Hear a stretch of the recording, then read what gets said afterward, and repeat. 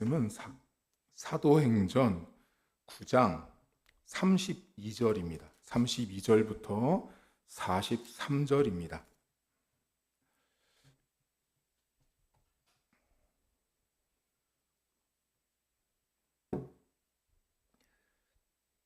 사도행전 9장 32절부터입니다. 43절까지. 그때 베드로가 사방으로 두루 다니다가 룻다에 사는 성도들에게도 내려갔더니 거기서 애니아라 하는 사람을 만나매 그는 중풍병으로 침상 위에 누운 지 8해라.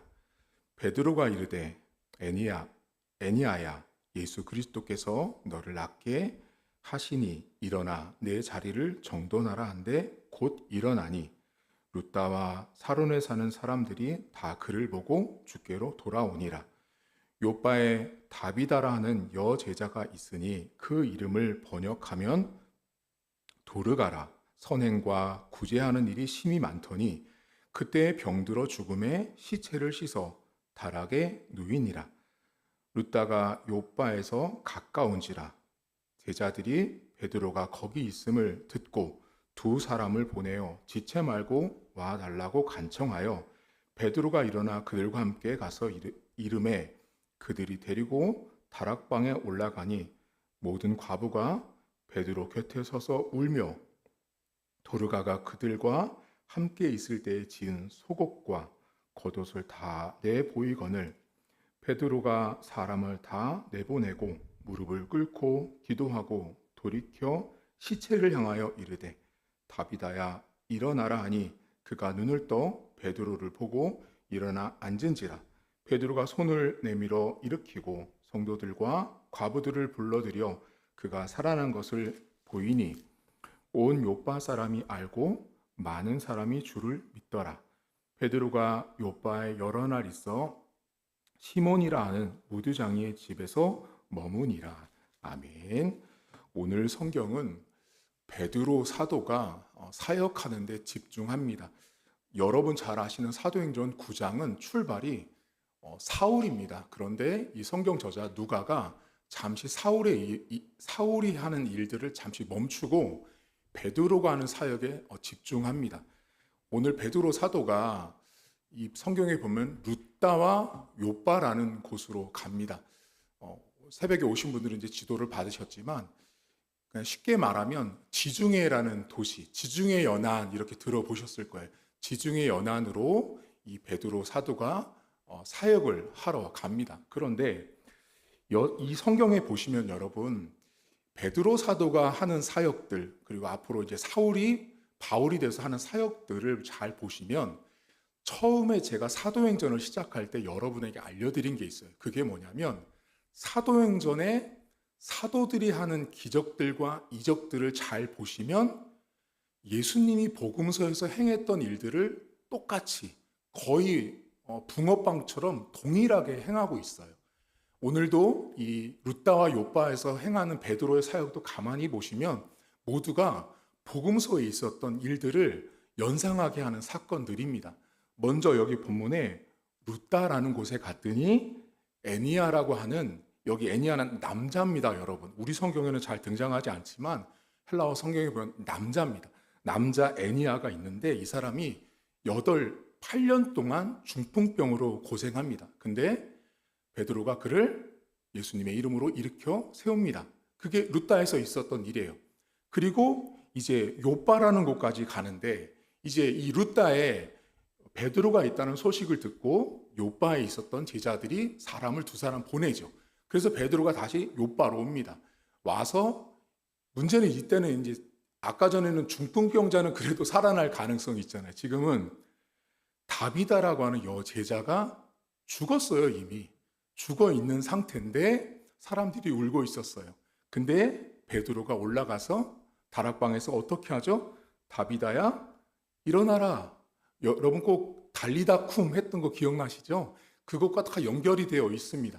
그래서 이 다비다를 시체를 향해서 외치죠. 그래서 그 다비다가 살아나는 기적이 나타납니다. 자, 오늘 이 2가지 기적인데 이 2가지 기적에 공통점이 있어요. 차이점은 뭐냐면 한쪽은 아직 살아있고요. 한쪽은 이미 죽었습니다. 이게 차이점이고요. 공통점이 있습니다. 그게 뭐냐면 이 성경을 기록한 누가가 각각의 기적사건 맨 마지막 단락 부분에 결론적으로 심어놓은 글귀가 있어요. 성경 구절이 있는데 그게 공통점이에요. 몇 절을 보시냐면 이 루따에 있었던 애니아를 고친 다음에 35절 보세요. 루따와 사론에 사는 사람들이 다 그를 보고 주께로 돌아옵니다. 아, 주님께 돌아오는 일들이 생긴 거예요. 그리고 요바에 있었던 이 다비다를 살린 사건 이후에 42절 보세요. 42절에 이렇게 나옵니다. 온 요바 사람이 알고 많은 사람이 주를 믿더라 라고 나옵니다. 쉽게 말하면 우리가 이 성경을 볼 때 중풍병자가 고쳐지고 또 여제자 다비다가 일어나는 살아나는 것들에 많이 집중하지만 사실 이 성경을 기록한 누가는 거기에는 덜 관심이 있어요. 어디에 관심이 있냐면 복음이라는 것이 어떻게 확장되고 어떻게 번져나가는지를 알려주고 있는 거예요. 지금 이 사도행전이라는 이 성경책 자체가 복음이라는 것이 어떻게 역사되고 있고 어떻게 확장되는지 여러분 지도에 보시면 예루살렘부터 지중해 연안까지인데 구약 시대로 치면 여러분 그 요바라는 그 지역 있죠. 그 루따 거기는 전부 다 사실 이방인 땅이죠. 나중에는 바벨론도 막 거기 다스렸던 땅인데 복음이 계속 확장되고 있는 모습이에요. 그래서 기적 때문에 예수 믿는 사람이 많이 나타난 거예요. 그럼 여러분에게 한번 여쭤볼게요. 오늘 성경은 기적 때문에 예수 믿는 사람이 많이 나타났다 이 이야기인데 여러분들은 기적을 원하시나요? 모든 사람은요 기적을 바랍니다. 자, 기적이라는 것은 뭐냐면 내가 할 수 없는 일이죠. 불가능한 일, 안 될 것 같은 일인데 가능하게 되는 거, 그게 기적이잖아요. 근데 각자 인생마다 기적을 바라죠. 죄송하지만 새벽에 왜 나오셨어요? 기적을 바라시니까. 여러분 새벽에 와서 왜 기도하세요? 내 기도하는 게 응답되는 것 자체가 기적이에요. 왜냐하면 내가 기도하는 것 자체는 내 힘으로 해결이 안 되는 거거든요. 오늘 성경에 나온 것처럼 중풍병자든 다비다든 불가능한 거예요. 기적은 내가 못하는 일, 내가 불가능한 일이 되기를 바래요. 자, 그러면 여쭤볼게요. 우리가 보험을 들죠. 자, 보험을 들면 보험 사기도 엄청나게 많고 보험 범죄도 엄청나게 많습니다. 그런데 그 보험의 가장 중요한 게 뭔지 아세요? 보험에서 가장 중요한 거, 제일 중요한, 다 중요하겠지만 중요한 건 뭐냐면요. 맨 밑에 최종 수혜자가 누구냐예요. 최종 수령자가 누구냐예요. 자, 제가 죽었어요. 제가 생명보험을 들었는데 제가 죽으면 5억이 나온대요. 예를 들면. 그러면 제가 죽어서 받는 5억의 수혜자가 만약에 제 아들이 아니고 저희 가족이 아닌 타인으로 바뀌어 있다면 그건 범죄의 흔적 가능성이 많은 거죠. 그럼 조사를 하게 되겠죠. 자, 제가 이 말씀 왜 드리냐면 자, 기적은요. 철저하게 수혜자가 우리라는 거죠. 우리가 기적이 일어나는 일들을 가만히 보면 기적의 대부분은 매우 개인적이고 좀 더 나쁜 말로 하면 이기적이죠. 우리가 기적을 바라고 내가 기적을 누리고 내가 기적을 체험하는 것들은 모두가 대부분 제가 보면 이기적입니다. 나를 위한 기적이죠. 근데 오늘 성경은 뭐예요? 기적 때문에 믿는 사람들이 많이 일어나는 이타적 기적으로 이 성경이 기록되어 있는 거예요. 여러분들은 기적을 이기적이죠, 사실은. 아닌 척하고 있지만 우리는 매우 이기적입니다. 나를 위한 기적을 바라죠. 나를 위해서 뭔가가 발생하길 바라지만 성경은 매우 이타적인 기적으로 복음이 확장되고 믿지 않는 사람들이 믿어지는 역사를 말씀하고 있습니다. 여러분 오늘도 여러분 이렇게 기도하시는 분은 없습니다. 하나님 이 기적으로 인하여 많은 사람들이 예수 믿게 하옵소서 하는 분은 없습니다. 이 기적 때문에 내 자식, 우리 가정, 우리 교회 잘되게 하옵소서라는 기도를 매우 이기적으로 하는 게 제가 보는 오늘날 많은 신앙인들이 기적을 원하는 기적의 내용이 대부분 이타적인 기적이 아니고 이기적이라는 거죠. 여러분 오늘 하루 살면서 새벽에 오시잖아요. 우리 교회 성도님들은 너무 나만을 위해서 기적을 베풀어 달라고 하지 마세요. 하나님 저에게 1억을 주면 우리 집사님한테 1억 몽땅 주겠습니다라고 기도하는 분은 없습니다. 하나님께서 기적을 주시면 모두가 다 이기적인 기적이에요. 나를 위한 기적이에요. 내 자식을 위한, 내 집과 내 일을 위한 기적이지 남을 위한 기적을 바라보는 사람들이 거의 없다라는 것입니다. 여러분 오늘 살면서 하나님 제 인생에 주는 기적이 우리 교회의 은혜가 되게 하시고 덕이 되게 하시고 내가 아는 주변 지인들과 내 자녀들뿐만 아니라 자녀들의 친구까지도 내가 받은 기적 때문에 예수를 믿든 물질의 은혜를 입든 건강의 은혜를 입든 어떤 도움을 얻는 기적의 인생 될 수 있도록 기도하십시오.